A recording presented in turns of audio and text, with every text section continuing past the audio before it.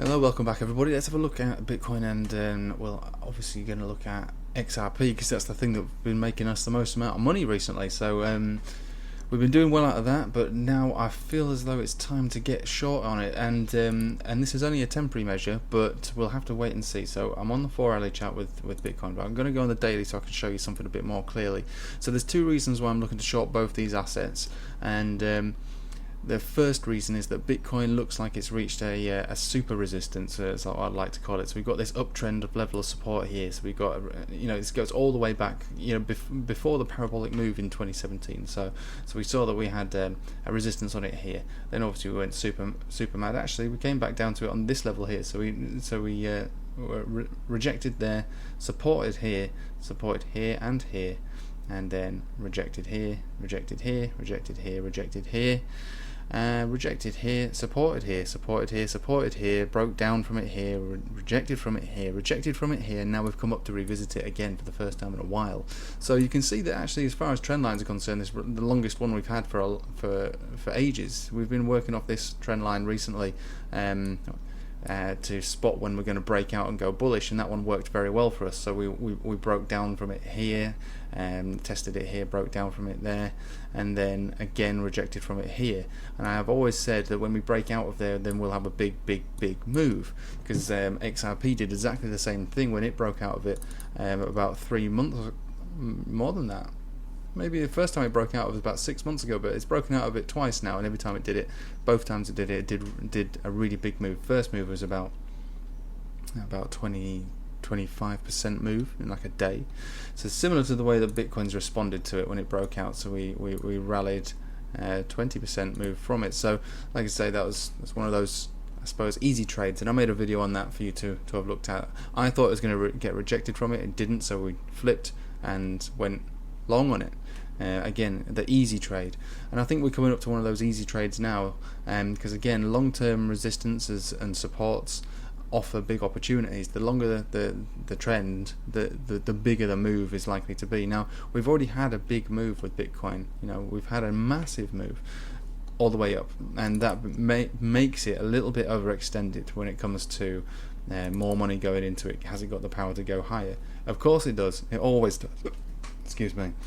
But that's why it's an easy trade, because we're at that level now. Now, I personally have gone short because I feel like when you balance it all up together and you look at indicators like the RSI and the money flow index being so high, then of course there's more room for it to go up. But does it have more room to go up significantly, like a trend line like this would allow? It would normally allow for another 10 to 20% to break out of something like this. And do we have that momentum? Can we make a 40 or 50% move on Bitcoin in the space of a week or two? Of course we can, but is it likely? I don't think it's that likely. What I think is most likely is the short to take place. So the short, as I've already taken the short on Bitcoin on this area here.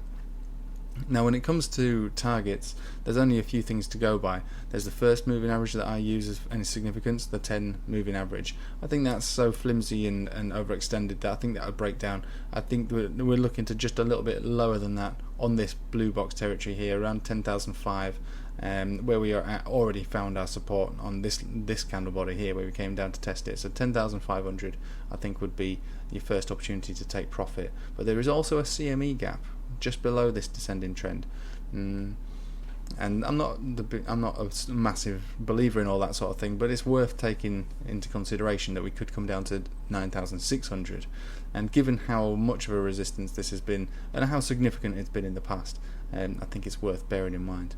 Anyway, so that's where I stand on Bitcoin. So I'm short on Bitcoin, and that's the reason why. And on top of that, when everything in crypto is governed by Bitcoin's moves, especially if they're dumps, which this could potentially become a dump, we have to bear that in mind with any crypto, even if the super bullish ones like XRP. So this is XRP on a weekly chart, okay? So XRP's weekly is massive. It's overextended to the max. Even on the weekly, the RSI is getting very close to the top. So we've already smashed through the major resistances and of moving averages on the weekly, but the closest thing we've got now is this 100 a simple moving average here, which is coming in at around 29.5. Now I've already taken the short already. I took it a little early because my first area of resistance was 28.2. And this blue box territory shows the super resistance in a horizontal fashion for historical supports and resistances with XRP. That belongs in the areas of 28.2 to as high as that's too high. I don't know why it's looking like that, but it's not meant to be that high. It's meant to be more around 30.9, 30.8 or 30.9. There we go, that's a bit better. So this area here is the area of resistance, but it's also, what I should say, it's also for both of these assets, it's pivotal. If it breaks above here, then it's massive. It's continuing to fly to the moon, and we know that crypto likes to fly to the moon. We've got a setup here where we've got an incoming golden cross likely to complete tomorrow. But we are trading through a weekend, which is something I wouldn't usually do. But when assets move like this, then it's worth bearing. You can't not really. And if you got the time, you might as well. And especially if you got the setup. But with XRP, this is where I'm looking to short. So I've already gone short on it. I'm technically at a small loss already, but I'm willing to hold this until we get to the top of this blue box, and then that's my close area.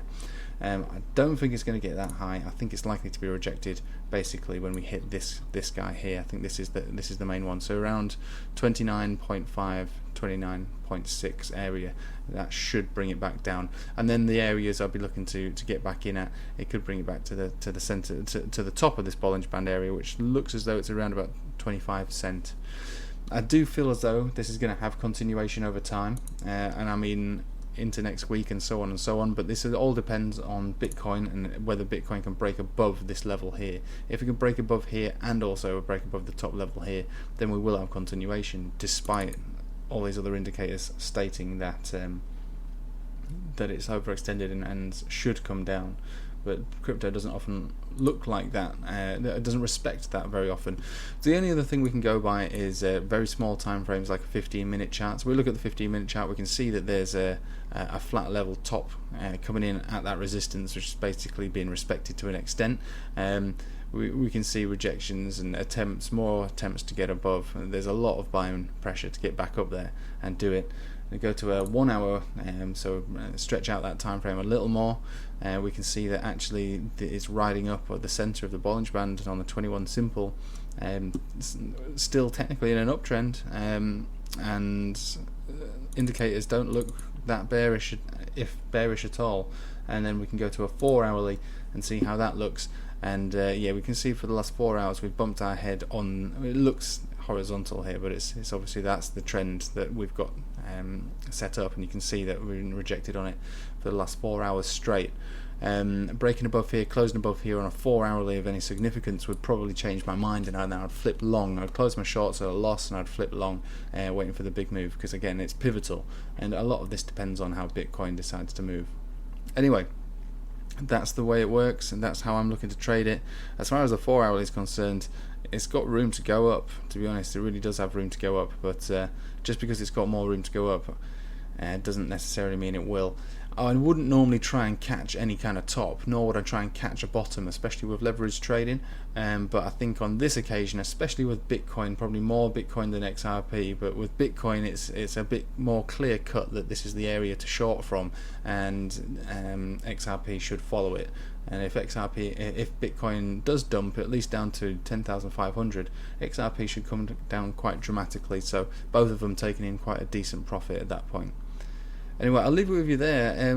Watch some of my other videos, especially on the XRP one, because I think you'll find it quite valuable if you're trading it or just holding it, because a lot of people on YouTube, you've got all these people that like to say XRP is the be all and end all, and there's a massive, I've noticed this, like a territorial dispute over it being the best thing in the world. It's just a tradable asset, that's all it is, and you get lost on those videos because it doesn't matter what the price action is doing, they just big it up all the same, whereas I feel as I've got a handle on it, and actually I do think it's likely to go up quite dramatically over the next year or two, and there's reasons for that, so I'll leave a link for the end of the video for you to look at that.